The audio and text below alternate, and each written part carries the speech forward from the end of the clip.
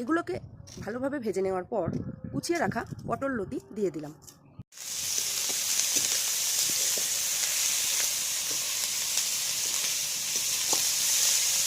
পরিমাণ মতো লবণ, হলুদ গুঁড়ো দিয়ে ভালোভাবে নাড়াচাড়া করে পটল লতিটাকে ভেজে নিলাম।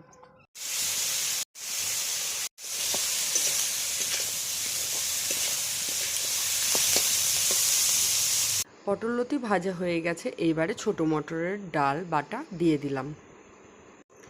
যেহেতু ডাল বাটা দিলাম তার জন্য আবারও একটুখানি লবণ আর হলুদ গুঁড়ো আর 2-4টে চিনির দানা অ্যাড করে দিলাম। আর এইভাবে নাড়তে থাকতে হবে, নইলে কিন্তু তলায় লেগে যেতে পারে। আর ওপর থেকে ছড়িয়ে দিলাম সর্ষের তেল।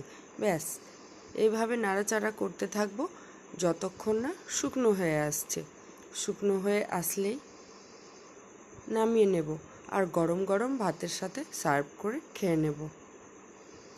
আমার তো ভীষণ ভীষণ ভীষণ ফেভারিট। আর তোমাদের দাদা ভাইও যে এত ভালো খাবে আমি ভাবতেই পারিনি। ব্যাস, রেডি হয়ে গেল ডাল বাটা দিয়ে পটল লতার রেসিপি। একবার এইভাবে ট্রাই করে দেখো, গরম ভাতের সাথে আর কিছু লাগবে না, একদম অসাধারণ স্বাদের।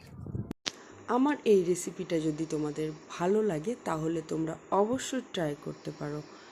Thank you watching for my blog video.